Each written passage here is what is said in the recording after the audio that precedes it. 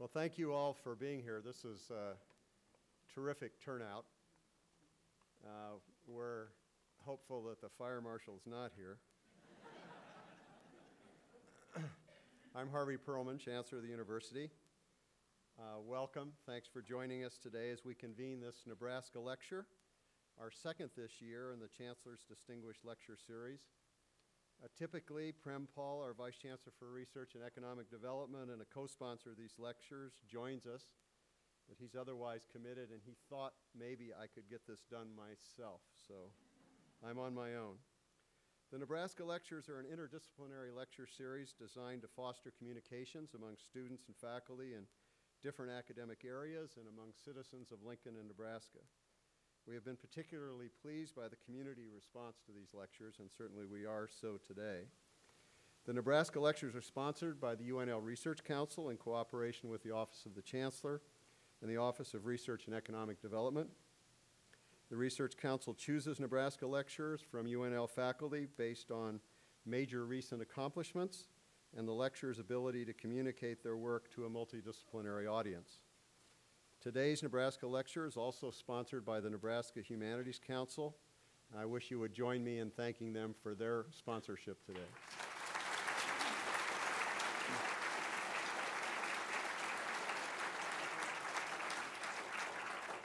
I'd also like to take the opportunity to recognize the sign language interpreters who will be helping us.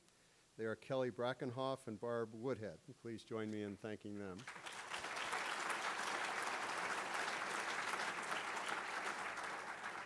Following Professor Crawford's talk, Michael Huff, Associate Professor of Art and Art History and a member of the Research Council, will moderate the question and answer session before we move to a reception in the Heritage Suite. Few historical discoveries have generated more controversy, public fascination, and scholarly research than the Dead Sea Scrolls. Since their recovery more than 60 years ago, scientists, historians, biblical scholars, and many others have examined all aspects of the scroll's meaning. Among these scholars is Sidnie White Crawford, Willa Cather Professor and Professor and Chair of Classics and Religious Studies at the university. Ranking among the top archaeological finds of the 20th century, the Dead Sea Scrolls have proven invaluable to the study of biblical writings, Jewish life and thought, and the relationship between early Christianity and Judaism. Scholars have dated the scrolls as early as 2nd century BC. Professor Crawford is part of an international Dead Sea Scrolls publication team and has edited 14 manuscripts from the collection. She has written extensively on various aspects of the scrolls, including the rewritten Bible text and the role of women in the Qumran community. She says the chance discovery of the scrolls in 1947 completely changed the discipline's scope of thinking in the course of its research. A UNL faculty member since 1997, she holds appointments in women's studies and Judaic studies. She teaches in the areas of Hebrew Bible, Second Temple Judaism, Biblical Hebrew, and feminist criticism of the Bible. Dr. Crawford holds a bachelor's degree from Trinity College, a Master of Theological Studies from Harvard Divinity School, and a doctorate from Harvard University. She has titled her lecture, The Dead Sea Scrolls After 60 Years, What Have We Learned? Please join me in welcoming Dr. Sidnie White Crawford.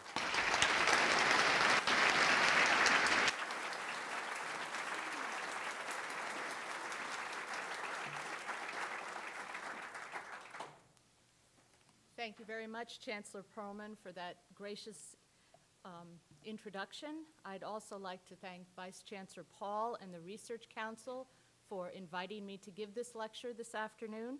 And in the Vice Chancellor's office, Mike Zeleny, Karen Underwood for her extraordinary publicity work, and Joel Brain, who helped a technophobe with her PowerPoint presentation. I'd also like to thank my department, who in my 13 years as chair have always been very understanding of the time I've set aside for research. And I'd like to thank my husband, Dan, who as a fellow academic makes it very easy to carry on research. There.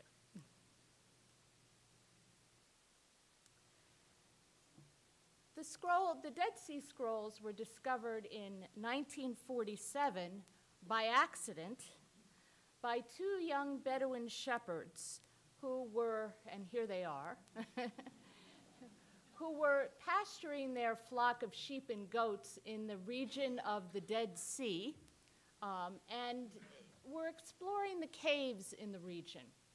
One of them threw a rock in one of the caves here, this one, and instead of hearing the sound of rock hitting rock, he heard the sound of breaking pottery.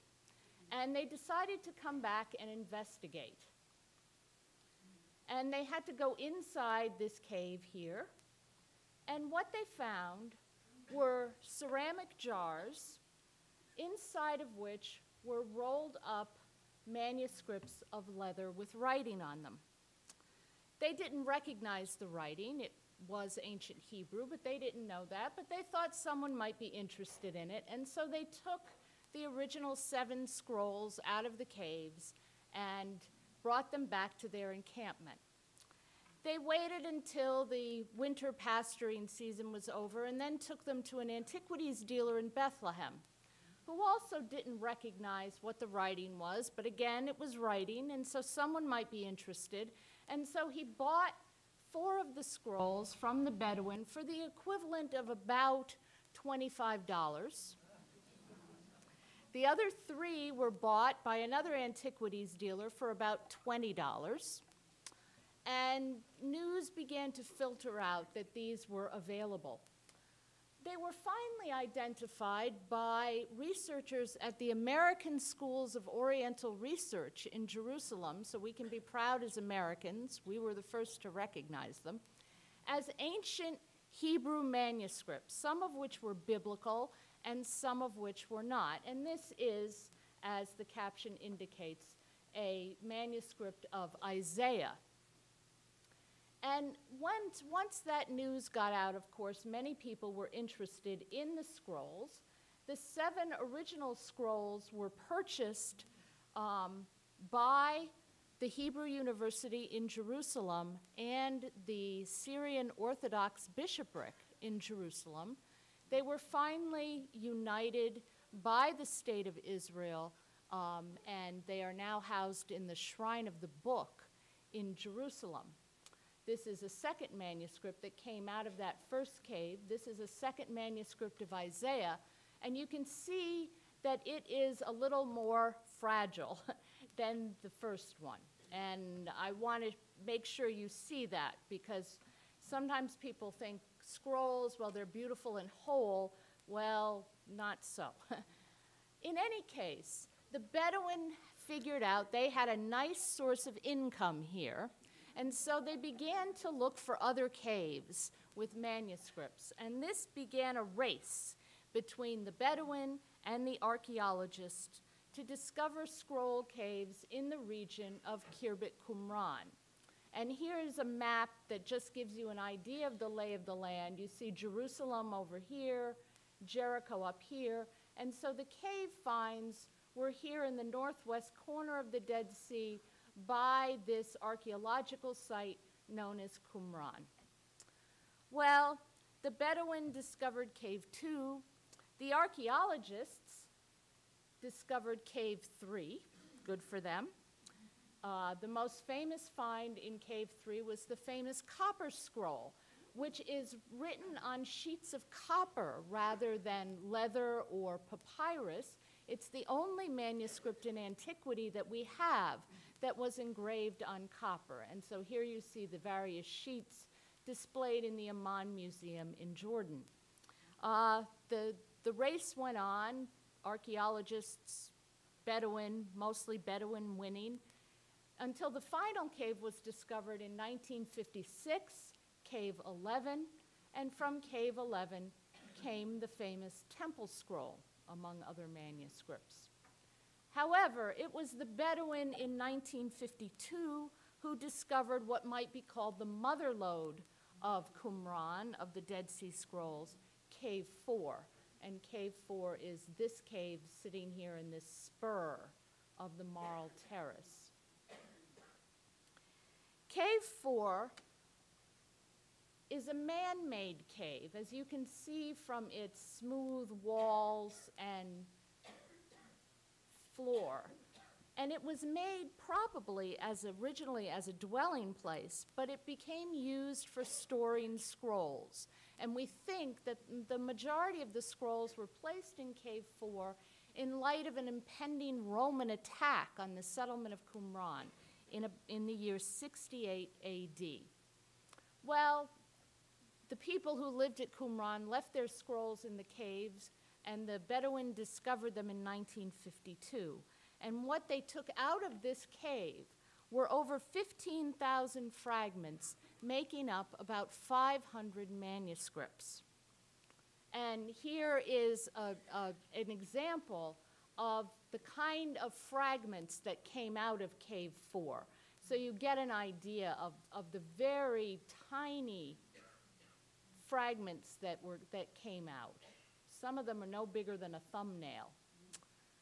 Altogether, there were about 800 fragmentary manuscripts from all 11 caves. So 800 manuscripts from antiquity is just an extraordinary find. There's hardly anything to rival it, and there's certainly nothing to rival it in the area of Syria, Palestine.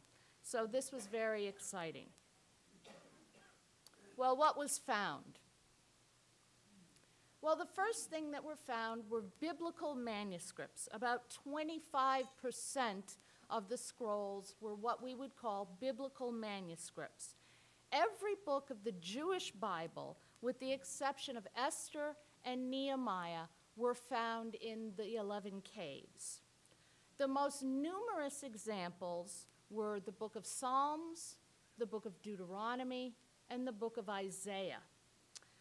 And interestingly enough, those are the most frequently quoted in the New Testament as well.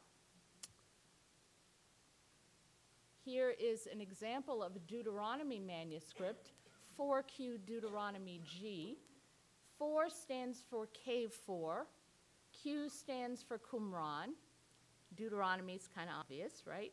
And then G is the letter that describes the particular manuscript. What I want to point out here is these are all the fragments from the manuscript that were recovered. Those of you who know anything about biblical books know the book of Deuteronomy is 34 chapters long, and this is all we have left from this manuscript. So, but it's a lot better than nothing. The second category are previously known Jewish works. That is, works that we had been familiar with before, but now we have them in their original languages, and these are about 25% of the scrolls. Britain, from Germany, from Poland, and from the United States, and they were both Catholic and Protestant. Now, at the time, and this is, remember, in the 1940s and 50s, there were no Israelis appointed to the committee because the Jordanians and the Israelis were at war, and there were no Jews appointed to the committee because, again, the Israelis and the Jordanians were at war, and Jews did not have easy access to Jordanian-controlled East Jerusalem. There were also no women appointed to the committee, but there wasn't any political reason for that.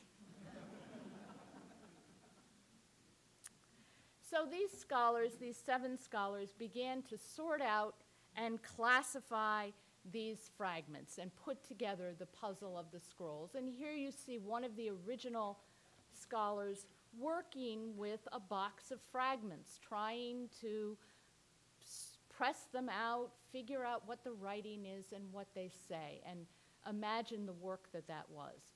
And eventually they ended up with their project in this room that was called the scrollery, and they pressed all the fragments out between glass plates, and they would literally work up and down these plates identifying fragments. And so here you see 3 of them hard at work here in the Rockefeller Museum. And my future in the scrolls came about because of this man and this man, John Strugnell was one of the original members of the team. He was British. He was only 23 years old when he began to work on the scrolls, but he had an enormous gift for language, and he eventually became the editor-in-chief of the Scrolls Project. He was one of my teachers in graduate school. And this man, Frank Moore Cross, was my doctoral dissertation advisor and my closest mentor, and was one of the Americans appointed to the team. He is now the only member of the original team who is still living. And so those two were my teachers at Harvard and invited me to work with them on the scrolls. So that's how I became involved. Now, let me go back to this picture here just to talk a little bit about what was involved in sorting out these fragments. First of all, the scrolls were preserved in 3 languages. The vast majority were in Hebrew, biblical Hebrew or classical Hebrew, the language of the Hebrew Bible. The next greatest language was Aramaic, which is a language closely related to Hebrew. Portions of the books of Daniel and Ezra in the Old Testament or Jewish Bible are written in Aramaic. And then finally Greek, which was the language of the Hellenistic and then the Eastern Roman Empire, and was the language of the New Testament. So those 3 languages were necessary for understanding the scrolls. A knowledge, too, of the art of paleography. Now, paleography is the dating of handwriting. All of the scrolls, of course, were copied by hand, they were copied by professionally trained scribes. And you can learn to recognize the characteristics of a handwriting of a professionally trained scribe and date manuscripts on that basis. This is done not only with Hebrew manuscripts, but also with Greek manuscripts and Latin manuscripts. And so it's a very well-known discipline. But these scrolls, all of which are copies, none of them are original, are all dated by their handwriting. Some of them were also dated by carbon-14 dating, and those dates line up. So you had to have a knowledge of paleography. The oldest manuscript from the Dead Sea Scrolls is a manuscript of Exodus. It dates to about the year 250 BC. The latest scrolls, there are a group of them, and they date to the period between 50 and 75 AD. Some of them may have been copied at Qumran, but many were brought from elsewhere in Palestine at the time. However, there are some that were written by the same scribe, and sometimes you can recognize it and go, oh, here's the scribe of so-and-so, and he's now over here, and that's kind of fun when you start recognizing your scribes by their handwriting.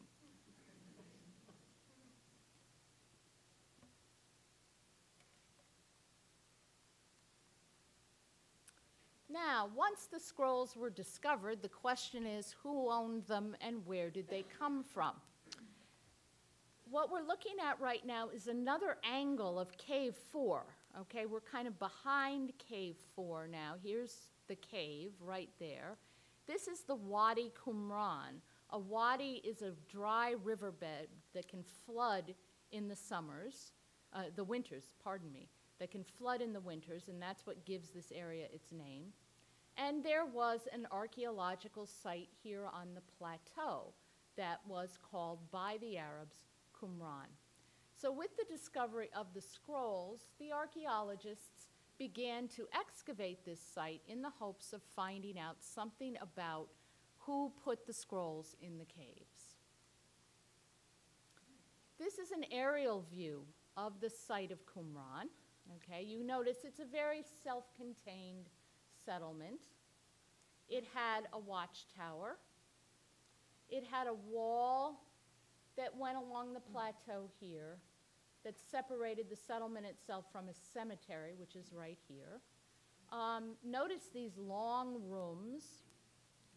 There would have been a second floor. The round installations that you can see, here's one here, another one here, and these kind of rectangular deep installations are water cisterns because, as you can guess, water was a major issue in this climate here. And here's cave 4 again. Actually, here's cave 4, 5, and 6 right along here. And so you can see that this settlement is very close to the caves. You can walk right around here and get down into at least some of the caves.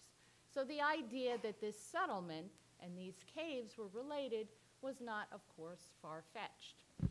Now, what did the archaeologists find? Well, they found a Jewish community. And how do we know they were Jewish? Well, we know because of the presence of these stepped pools, which are ancient mikvaot or ritual baths, which the inhabitants would use for purity rituals. They would walk down, immerse themselves in water, and walk out the other side. And these are distinctly Jewish installations. So that marks the site as Jewish. It's also a community.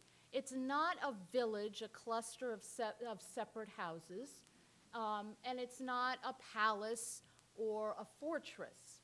It's something else. And how do we know that? Well, for one thing, we have these long, open rooms. This one is called the refectory, or the dining room.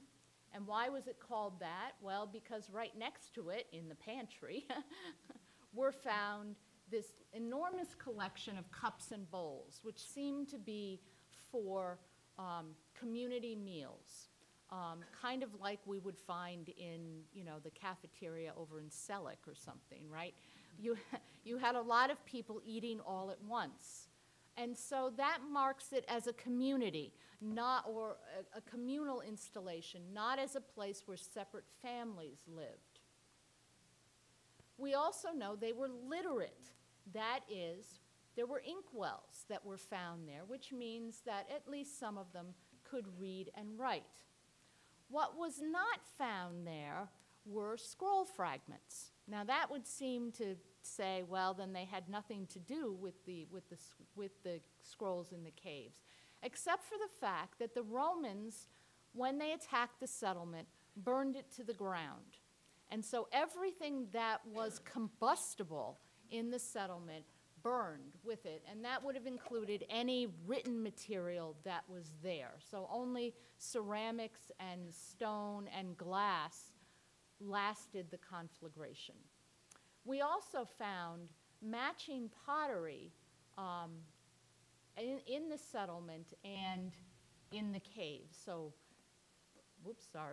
pottery like this was also found in the caves. And so it seems as if the people who put the scrolls in the caves were the same as the people who lived at the site of Qumran. Okay, so who were those people? Well, the majority of scholars think, and I'm one of them, think that they were an ancient Jewish community called the Essenes. We know about the Essenes from the Jewish historian Josephus, who wrote at the end of the 1st century AD, and the Jewish philosopher Philo, who wrote at about the same time, as well as the Roman geographer Pliny, also about the same time.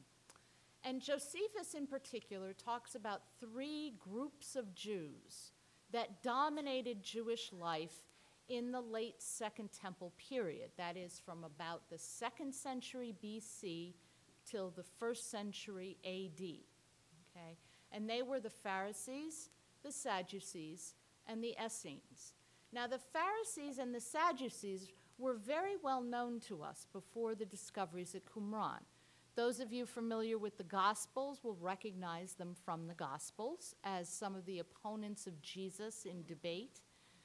Those of you familiar with the rabbinic literature will likewise recognize them as the Pharisees as the predecessors to the rabbis, and the Sadducees as the group that controlled the temple in this period. But the Essenes we really didn't know all that much about.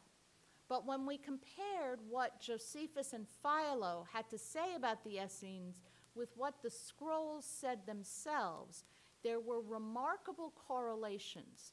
And it seems clear that this collection of material is the library of an Essene settlement at Qumran.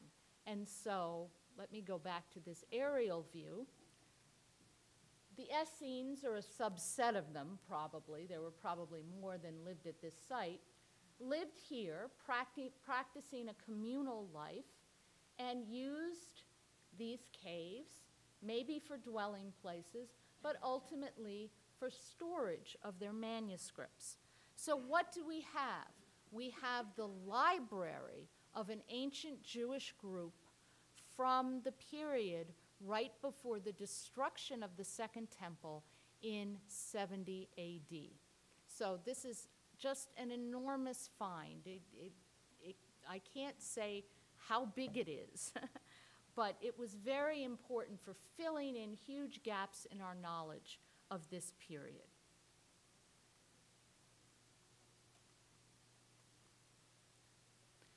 What I want to focus on from the discoveries of the scrolls is the area that I work in most closely, which is the questions of canon and text and what their Bible was at the time of the Qumran settlement. Now, I'll go back to that just for a minute. Remember, I've already mentioned that all the books of the Bible in the Jewish canon of Scripture, with the exceptions of Nehemiah and Esther, were found at Qumran. During the first decades of Qumran research, that fact was interpreted very simply, that the Jews living at Qumran had the same canon, the same Bible, as Jews today. And they also had other religious literature that they read and copied, so that we didn't think that the Jews then were really any different from Jews today. But the more we looked at this corpus, and this took 20 or 30 years, we realized that that impression was not correct. The picture is not that simple. And so what I want to do this afternoon is to demonstrate, I hope, that our previous picture of what the Bible is and how the canon came to be has both been complicated and clarified by the Dead Sea Scrolls. So I'm a professor, so we have to start with defining our terms, right? So the first term we're going to define is Bible, and that comes from the Greek ta biblia, or the books.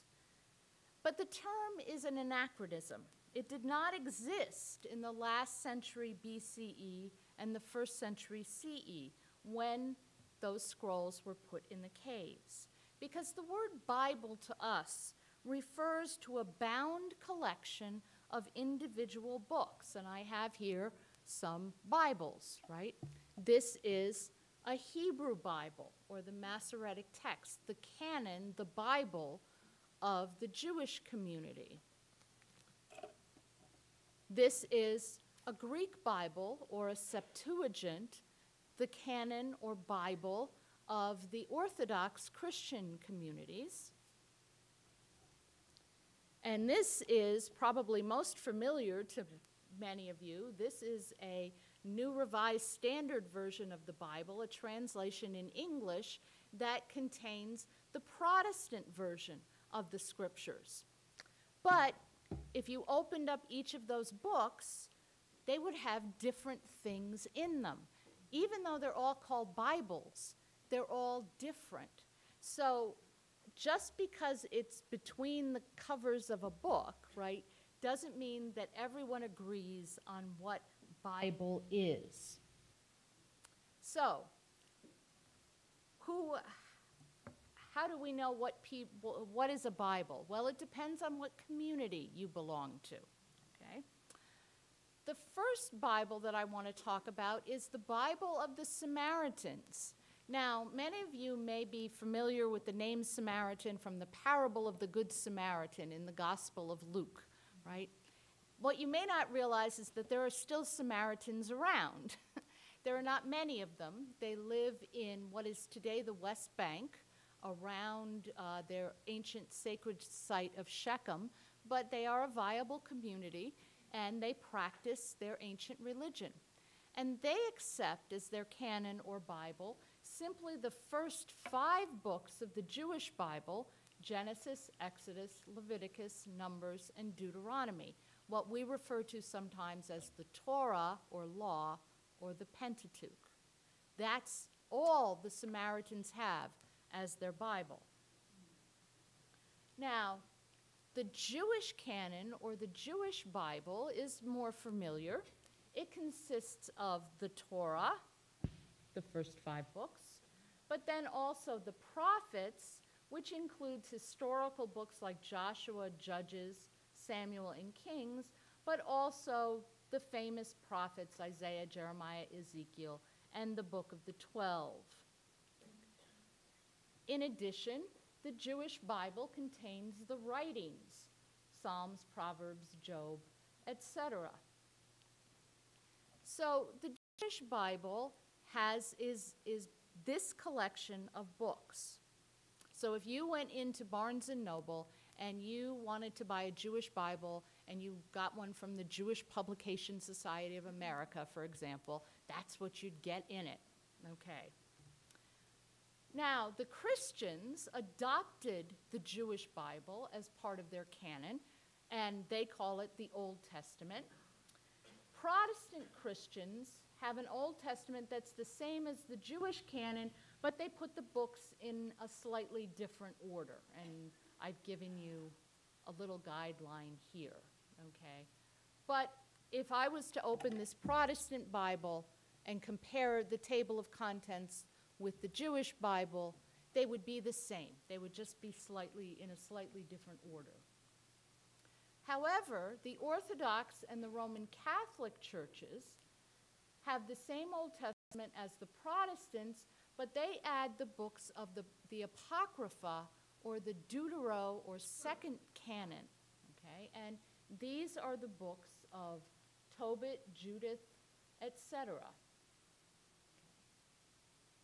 And so these become part of the Bible for Orthodox Christians and Roman Catholic Christians.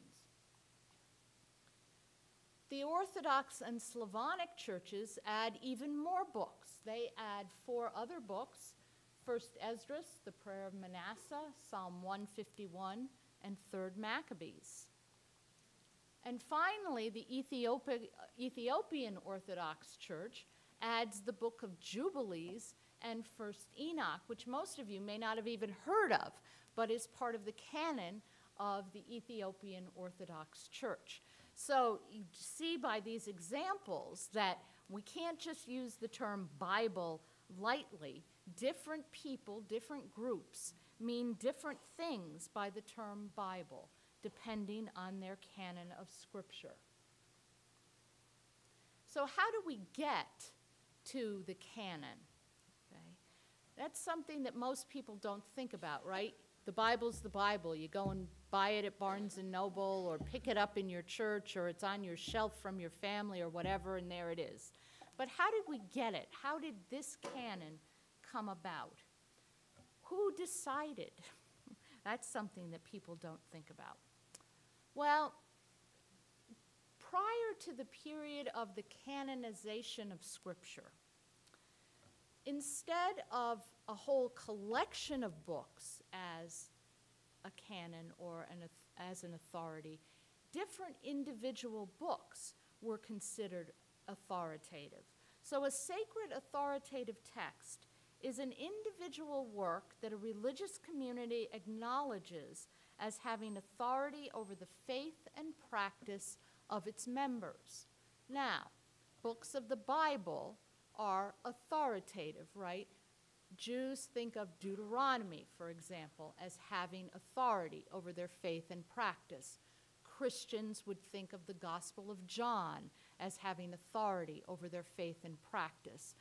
But in addition, other books that are not biblical, that are not part of the canon, could be considered authoritative. For example, within Judaism, the Talmud has authority over faith and practice. In Christianity, the Nicene Creed, which is not a book at all, but a creed, has authority over faith. Okay, so you can have individual books. A canon, on the other hand, is a collection of those individual sacred compositions, all written at different times by different authors. This collection becomes authoritative and standard for defining orthodox religious beliefs and practices. And that decision is usually a kind of a long one. It isn't made all at once. And it's made by a community. Within the Jewish community, it was made by the rabbis, teachers who had particular authority, whose authority was acknowledged in the Jewish community, and gradually these books were accepted as standard. That process probably began in the 4th century BC and closed sometime in the 3rd century AD. So you can see it was a very long process.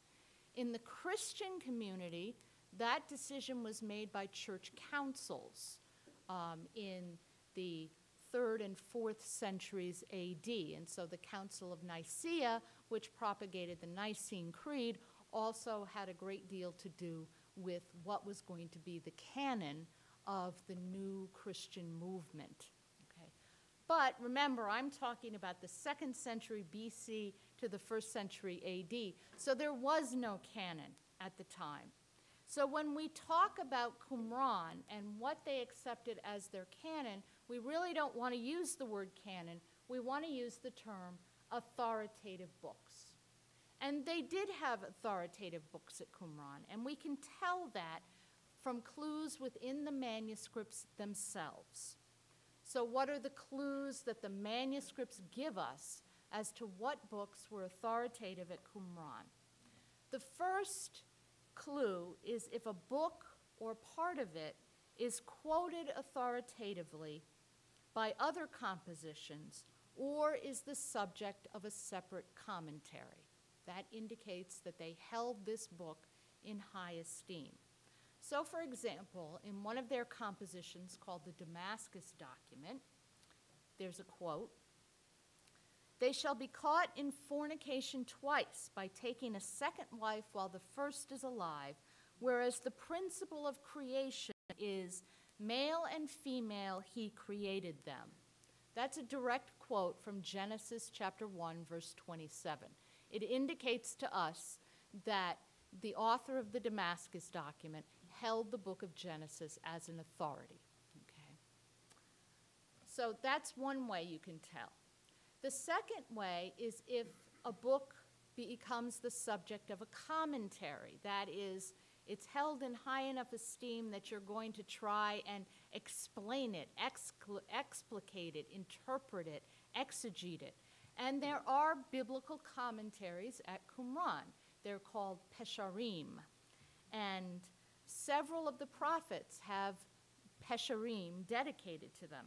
Habakkuk, Nahum, Psalms, Isaiah, Micah, Zephaniah, and Malachi.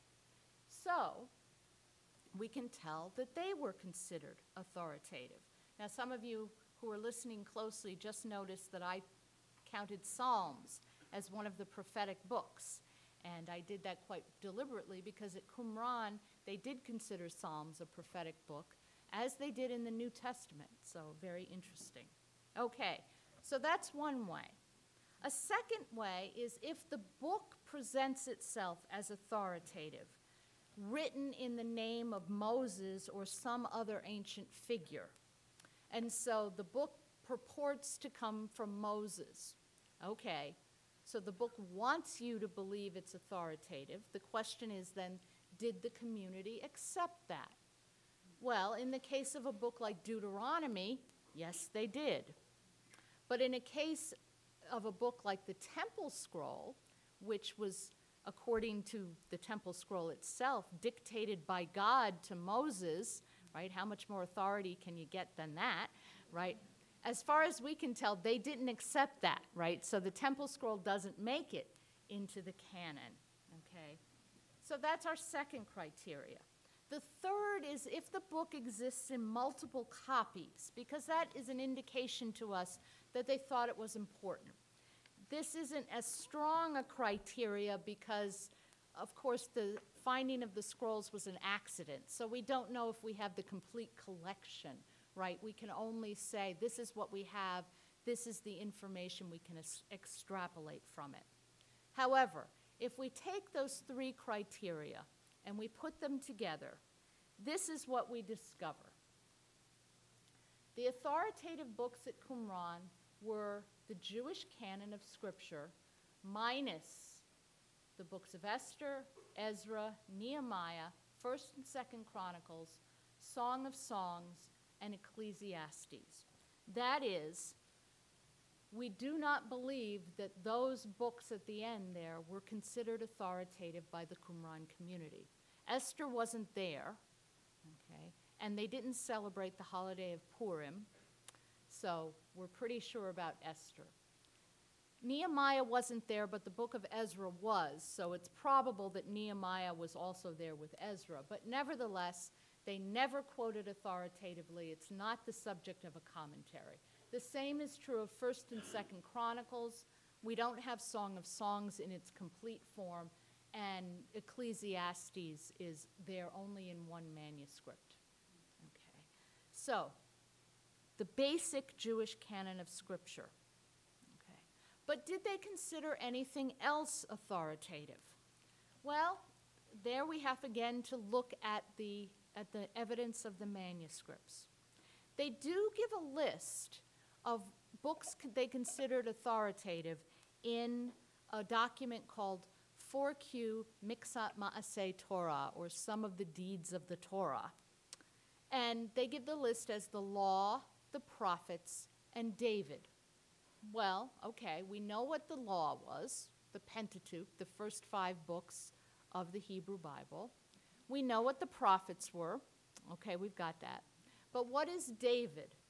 Well, David is certainly Psalms, because you'll remember that Psalms are attributed to David. But we're not sure if it meant anything further than Psalms. So that category of the writings, and let me go back to that, is the one that's iffy. If Psalms is David, then what about these other ones? Well, Proverbs is quoted authoritatively in other books. Okay, so we can accept that.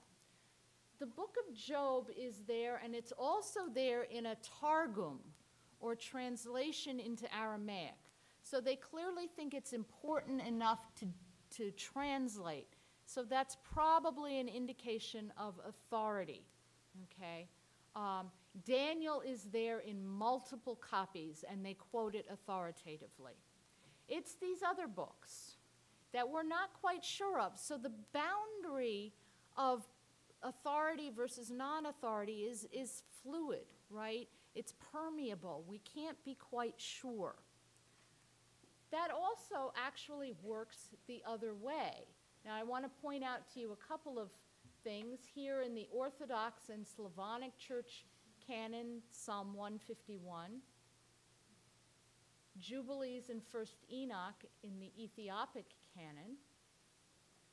It seems that at Qumran, those 3 books were also considered authoritative. And how do we know that?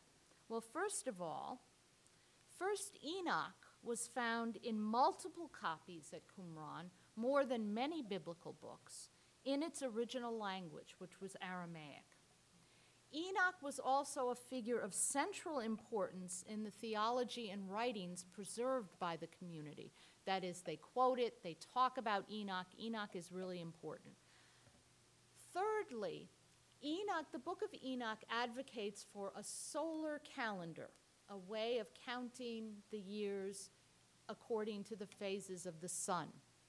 As many of you know, the calendar in Judaism today is a lunar calendar. That is, the calendar is counted according to the moon. However, it looks like from the evidence, the Qumran community, one Jewish community in this period, used a solar calendar based on the book of Enoch. And so it seems that they counted Enoch as an authoritative text at Qumran. Again, interestingly enough, the book of Enoch is quoted by the letter of Jude in the New Testament, opening up a question about what at least the author of Jude thought was authoritative.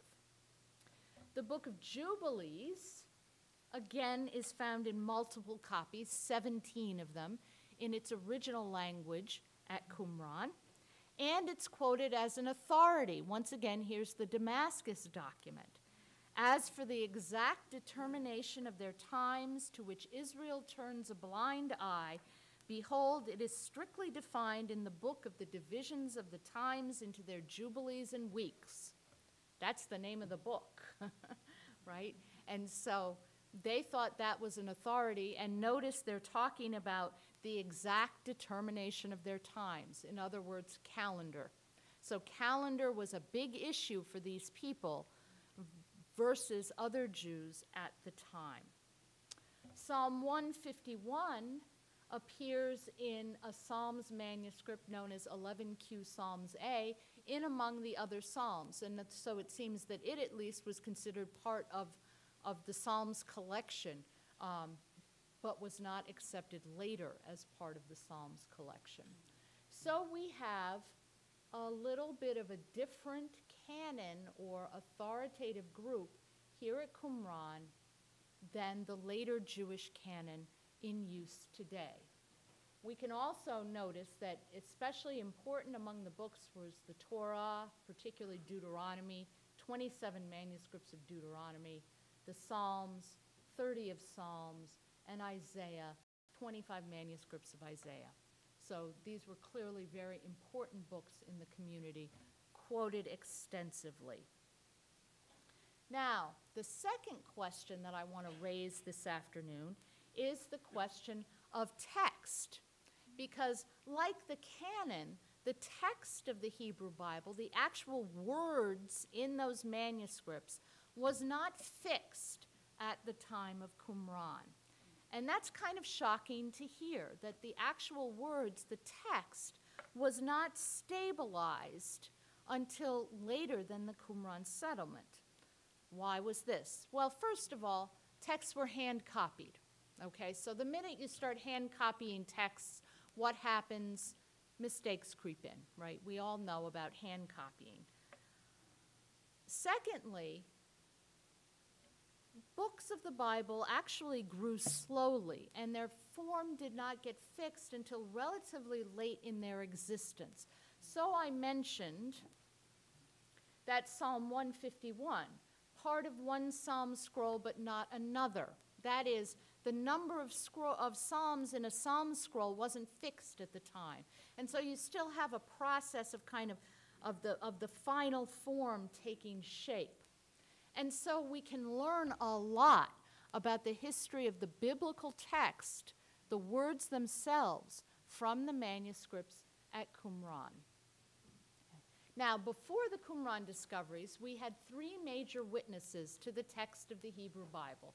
We had the Masoretic text, which is this, which is the canon of the Jewish Bible. We had the Septuagint, which is the translation into Greek of the Hebrew Bible. And we had the Samaritan Pentateuch, which is the Samaritan scripture. Already before the Qumran discoveries, we knew that these three witnesses had differences from each other. So already we were in business as textual critics. But the earliest manuscript we had of the Masoretic text came only from the 9th century AD, the 800s, called the Aleppo Codex. The earliest manuscripts of the Septuagint came from the 1st century AD. Okay, the Codex Sinaiticus from the Sinai Desert is one of them. And the Samaritan Pentateuch manuscripts are actually much later than that. So our manuscript evidence really wasn't that old.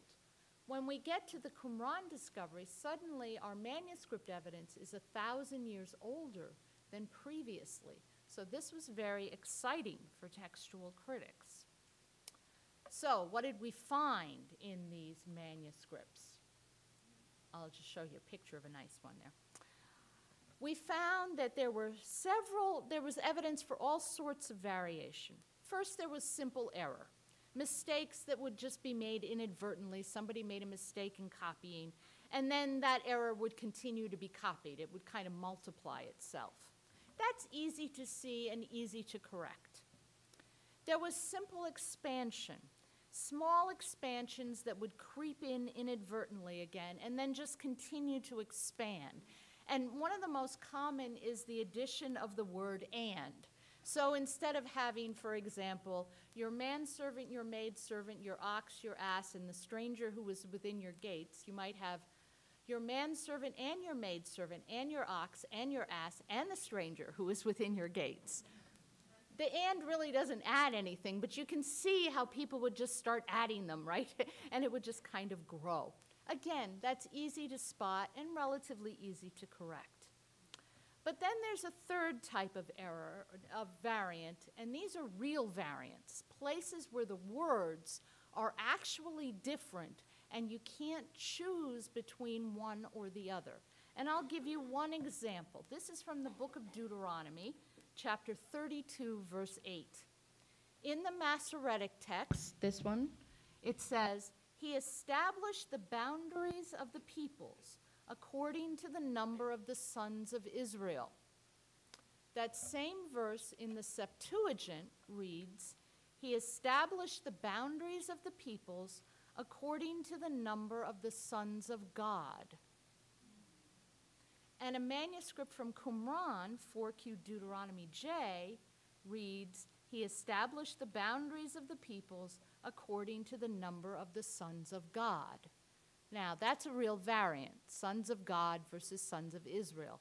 How do you determine which one is original? Sometimes you can, and sometimes you can't. But the task of the text critic is to try and figure that out. Well, we found a lot of these, and I want to show you a major one in one of the manuscripts that I edited. This is 4Q Deuteronomy N.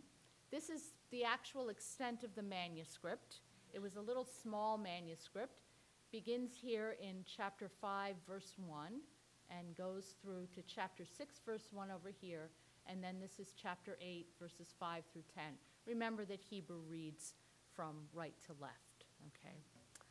Well, 4Q Deuteronomy N contains a passage which has been harmonized. That is, two passages that have different words have been brought into harmony in this manuscript. And that harmonization is found in the 10 Commandments, in the 4th commandment, which is about keeping the Sabbath day holy. That 4th commandment appears twice in the Hebrew Bible, the first time in Exodus chapter 20, verses 8 through 11. And I'm sure many of you are familiar with this. "Remember the Sabbath day and keep it holy. 6 days you shall labor and do all your work. But the 7th day is a Sabbath to the Lord your God. You shall not do any work, you, your son or your daughter, your male or female slave, your livestock, or the alien resident in your towns. For in 6 days the Lord made heaven and earth, the sea and all that is in them, but rested on the 7th day. Therefore the Lord blessed the Sabbath day and consecrated it." That commandment also appears in Deuteronomy chapter 5. "Observe the Sabbath day and keep it holy." And it goes on. But then it says, "Remember that you were a slave in the land of Egypt, and the Lord your God brought you out from there with a mighty hand and an outstretched arm. Therefore the Lord your God commanded you to keep the Sabbath day." So it's the same commandment, right? Keep the Sabbath day holy. But the reason for keeping the commandment is different in Exodus and Deuteronomy. Okay. Here's 4Q Deuteronomy N and its version of the Sabbath commandment. "Observe the Sabbath day to sanctify it, according as the Lord your God has commanded you.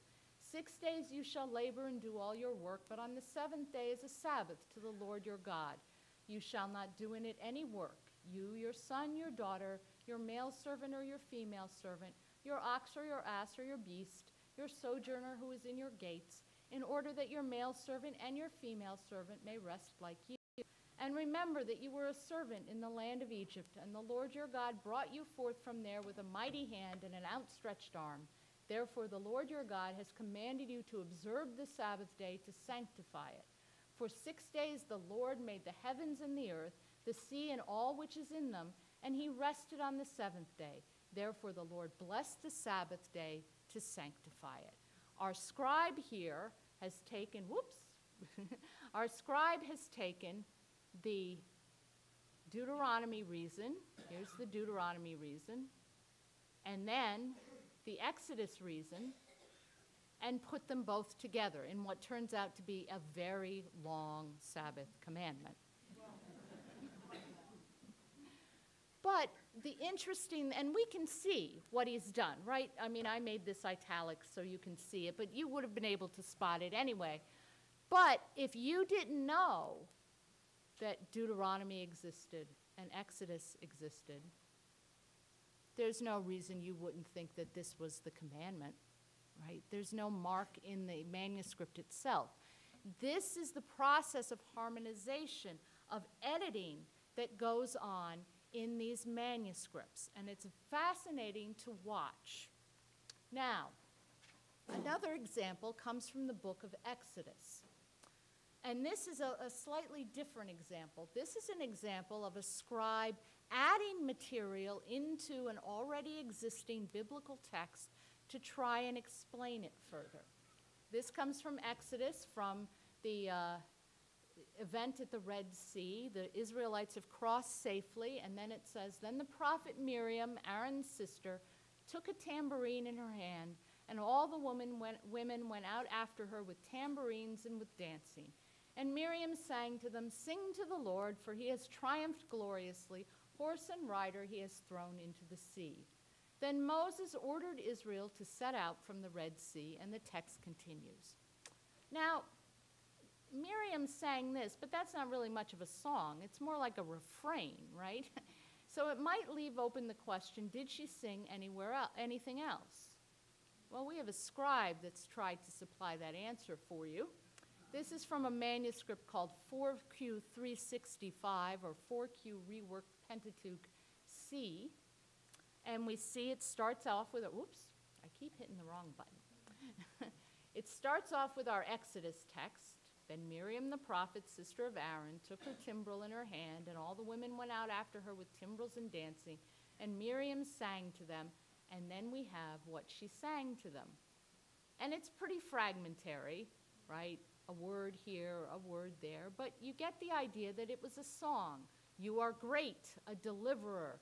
The hope of the enemy has perished, and he is forgotten. They perished in the mighty waters, the enemy. Extol the one who raises up, the one who does gloriously. So it's a song of praise to God, who's delivered the Israelites in the Red Sea. And then the text continues, and Moses traveled with Israel from the sea, etc., etc.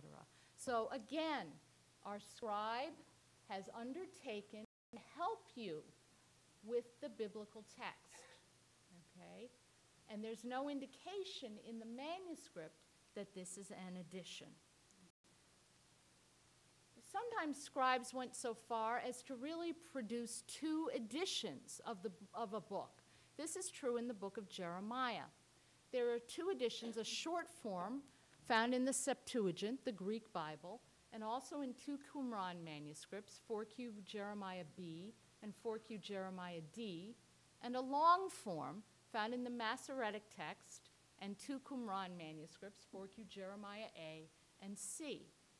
Now, first of all, both forms were found in the same cave, side by side, so the people who lived there weren't disturbed that they were different. Secondly, one form became canonical in Orthodox Christianity. Right? One form became canonical in Judaism and thus later in Protestant Christianity. Okay? They're both forms of the book of Jeremiah, but they're different, and they're different enough to be noticeable. And so the text of the Bible was not fixed in this period at all. And we know that now, and we can trace its history. My own research now is involved in investigating these scribal schools in the Second Temple period, the scribes who were doing this kind of thing. Scribes were responsible for handing down in written form the learning and traditions of the Jewish community. That was their job. And so I'm interested in the question of how did the scribes think about their activities? What were their motivations? For example, what was the motivation of the scribe who added in this Song of Miriam? Well, one thing I can certainly say is that these scribes, when they were doing these things, they were treating the text with reverence and respect. We now think of a fixed text, right? And you can't change it. We have really strict laws about plagiarism. I want to remind students here, right? Okay? It was different in the ancient world. And these were not copyrighted or anything like that, right? And so the tradition was to be handed down, but also brought up to date. And that was the job of the scribe. And by working with the biblical text in the way that they were doing their job. They were handling the text with reverence and respect. And so I could say that certainly. What I would like to be able to say is, did they come from a particular school? Was there a particular tradition they were wed to? Did the Essenes have one scribal school and the Pharisees another? Why did we end up with a short form of Jeremiah that became canonical in the Septuagint and a long form that became canonical in the Masoretic text? What was going on in the Second Temple period that enabled that kind of activity to go on? And why did different communities, the Samaritans, the Rabbinic Jews, or the early Christians, choose the text they did as their canonical text? So that's my current research, and you can wish me luck, and we'll see how it goes. So to close, what have we learned from the Dead Sea Scrolls in the last 60 years? Well, first we've learned that there was a multiplicity in Judaism during the Second Temple period. There was a multiplicity in texts, in authoritative books, in practice, and in theology. Second, we've learned a great deal about the history of the biblical text and the formation of the Jewish and later Christian canon. And third, we've learned much about the antecedents of Christianity that lie within Second Temple Judaism. And I tried to give you some little hints about that as my talk went along this afternoon. So we've learned a great deal, but there's still a great deal to learn, whether in the next 60 or 600 years. So I'd like to thank you very much all for coming.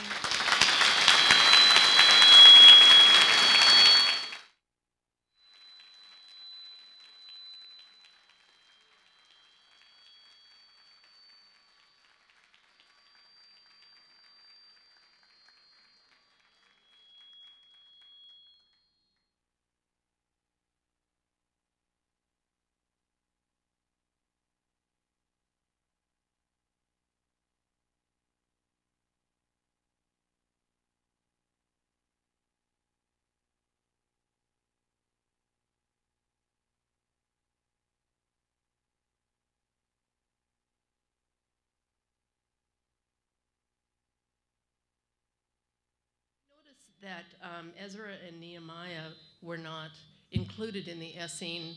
Is that because they tried to withdraw themselves from the temple, and these were rebuilding the temple scriptures? That might have something to do with it. I may not be on anymore. Am I on? I'm on, okay. That might have something to do with it. It's not clear entirely. They did have the book of Ezra there, so they were reading it.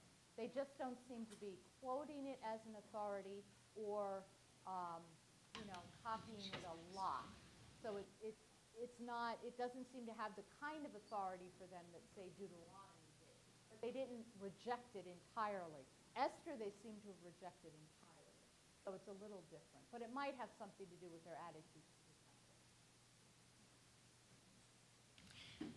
Specifically about the book of Isaiah, you may have answered a couple of these since I wrote a question, but it was over 1,000 years older than what we had before.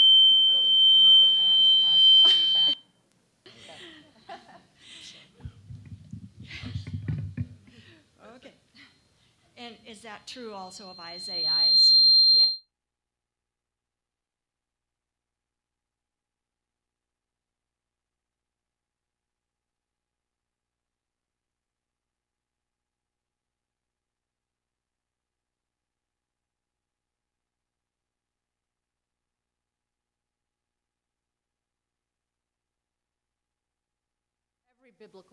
Every biblical book, yep.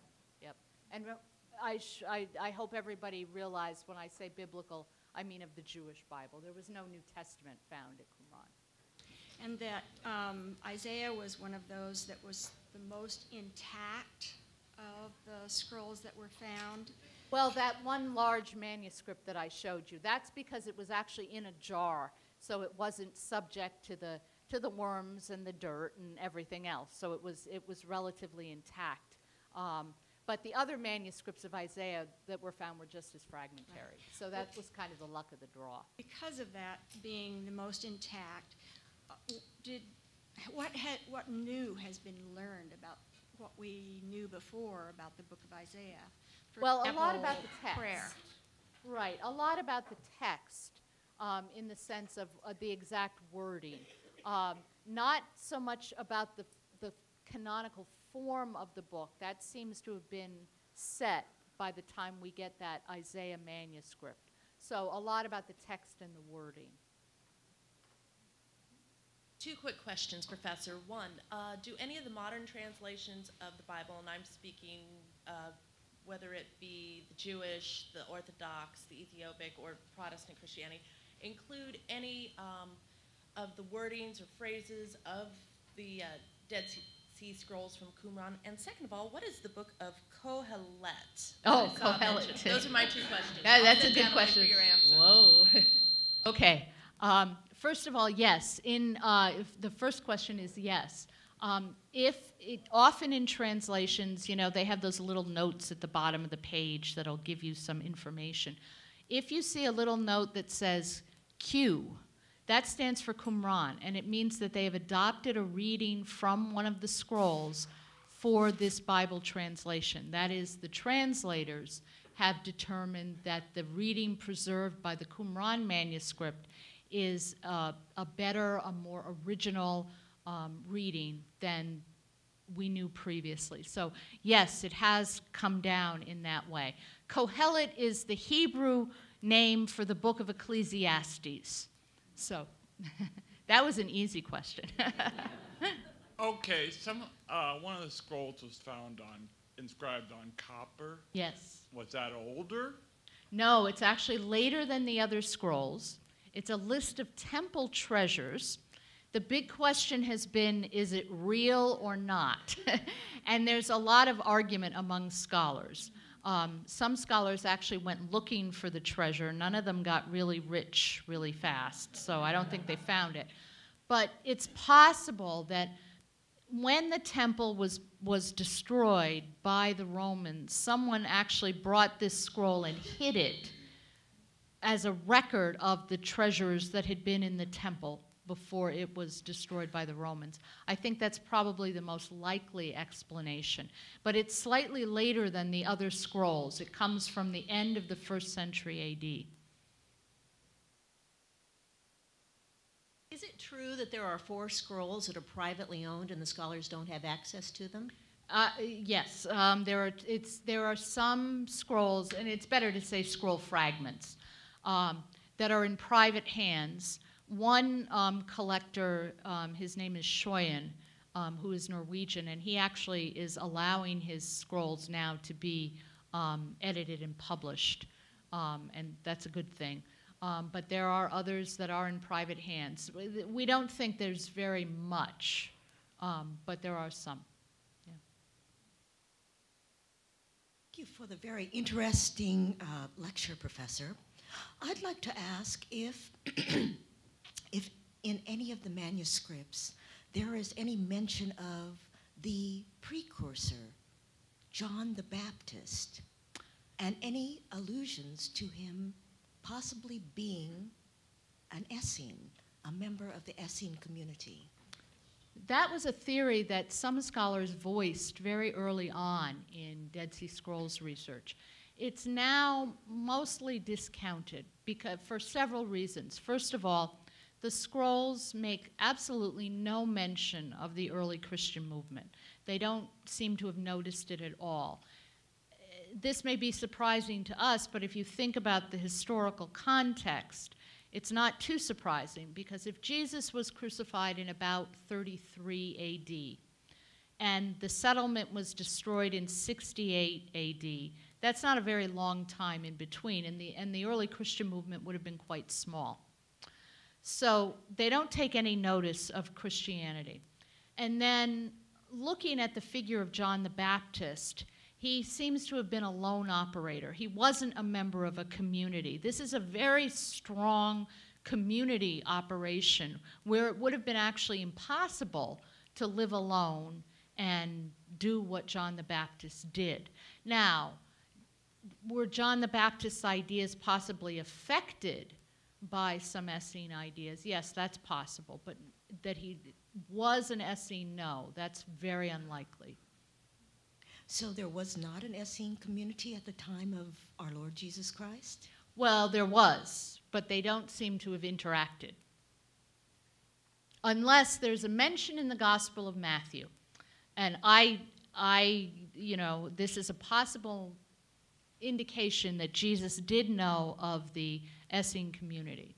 In the Beatitudes in Matthew chapter 5, Jesus says, "You have heard it said, you should love your neighbor and hate your enemy. But I say to you, you should love your enemy and turn the other cheek to the one who smites you." Well, the question in scholarship, of course, scholars say, well, who said you should love your neighbor and hate your enemy? Well, the Essenes, in fact, say that. And so it's possible that Jesus is reacting to an Essene teaching, but he's reacting negatively. He didn't like it.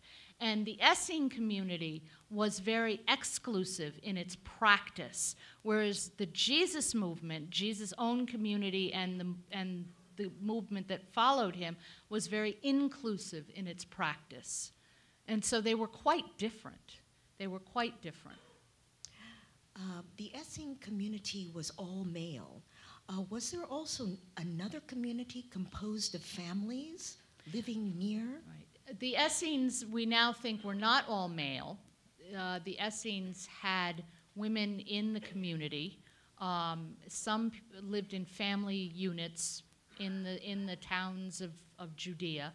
The settlement at Qumran was probably a special settlement composed almost entirely of males. There's no archaeological evidence there for females, but it was probably a place for elders of the community or for special periods of study or something like that. But normal Essene life did include women and families. I think we have time for one more question. Okay. Very interesting. Thanks a lot. Real quick here.